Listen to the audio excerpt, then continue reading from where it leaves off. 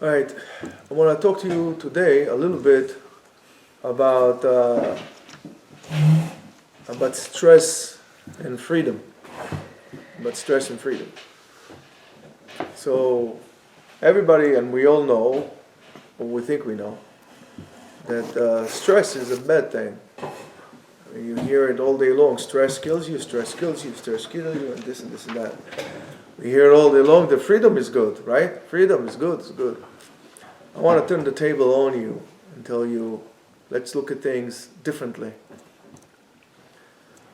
Now, people think that living life without any rules is the ultimate dream, right? No rules, no obligations, almost kind of a messianic time, that, kind of a thing. However, something really bad and dark happens to you when you strip yourself from all responsibilities. I mean, everybody wants to run away from that rat race of the 9 to 5. You know, there's a 9 to 5, then to wake up on some kind of a tropical island, sipping pina coladas if you like it, or frozen margaritas, or whatever it is that you want to do, right?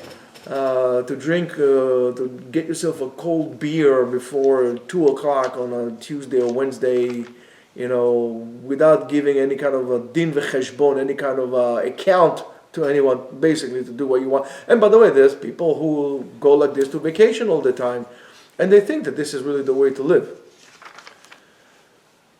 Not to accept, for example, any kind of a law or rules of society that would apply on you. But this is a trap. This is the ego trap. Everybody thinks that they have an unbreakable discipline that while you sitting down and looking at all the losers around you, you think that your discipline is superior and you are actually superior to all of these people. You think that you could deal with no problem with ultimate freedom.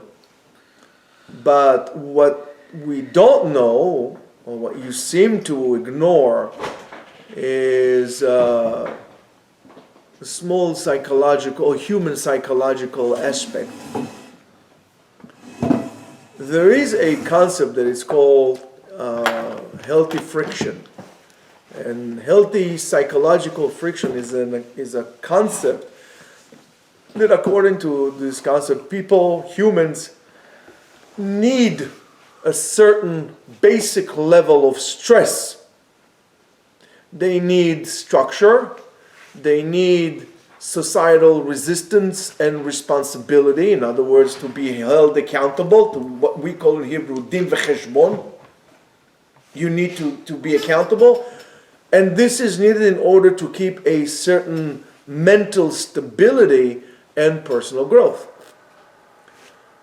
Without that necessary resistance that you need to push against, your internal discipline falls apart and leaves the individual completely barren to a psychological vacuum which is destructive, that is also known as island madness. But when they go to the islands and you can become mad like this. People need a certain level of stress, of structure, of societal stress to stay normal. We need that friction of time, of schedule. You have to have a schedule to meet, and so on and so forth. Even if it's tough, you need it in order to give meaning to your life. I mean, when I was writing this, I was thinking so much about the people who complain all the time about keeping mitzvot, about Shabbat, about learning Torah, this constant thing like this, and falsely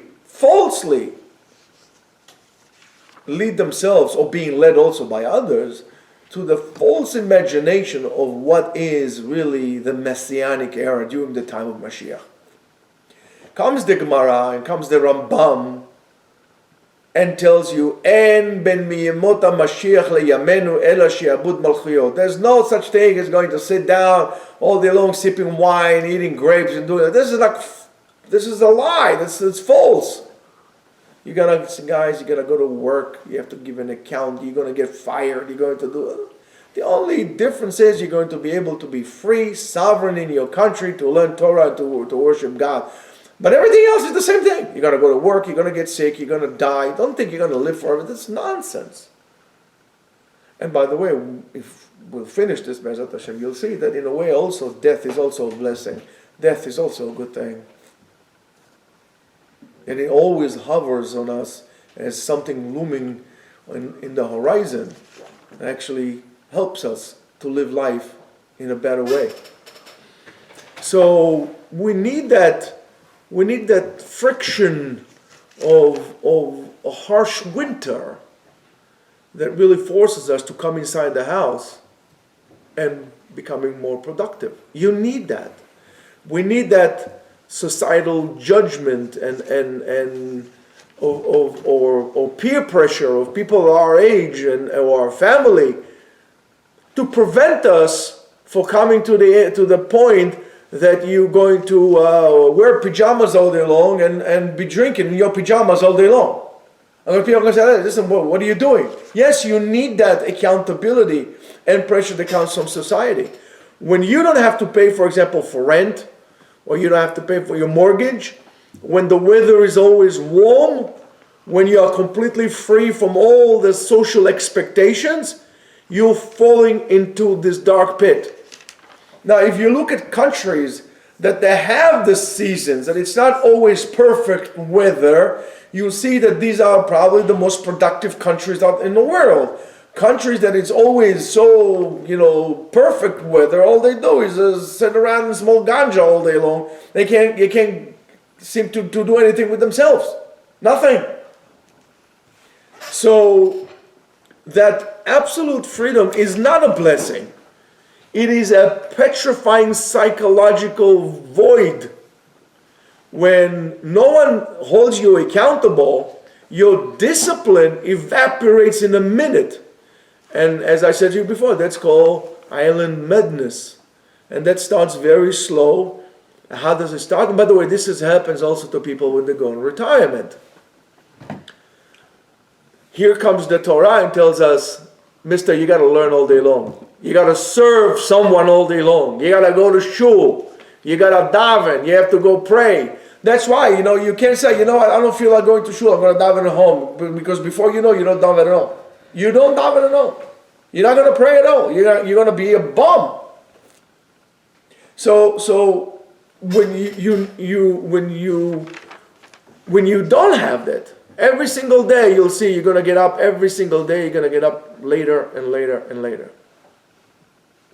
What do we say the best time to get up to go to start praying? Hanetzach Hama, sunrise. Sunrise.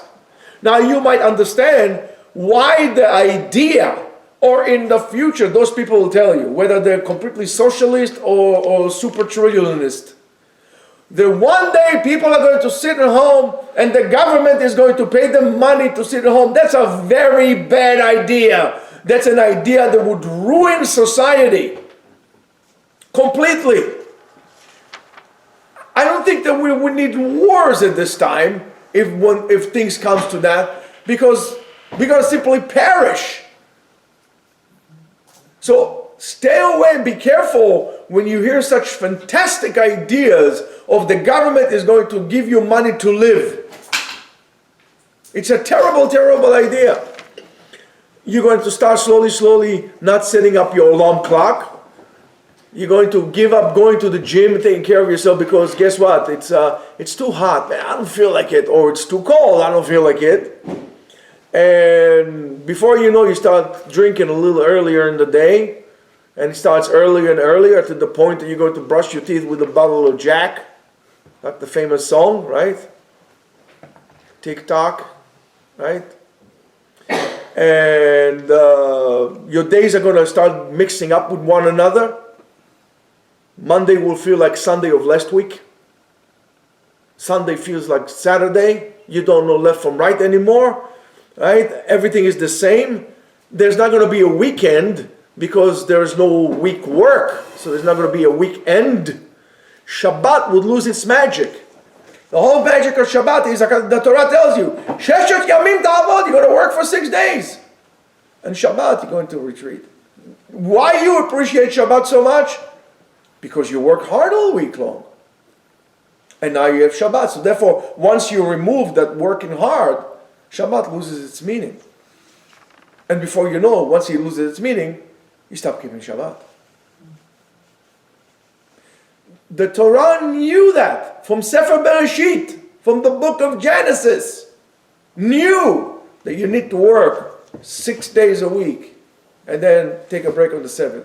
6 to 1, 6 to 1, 6 to 1, 6 to 1.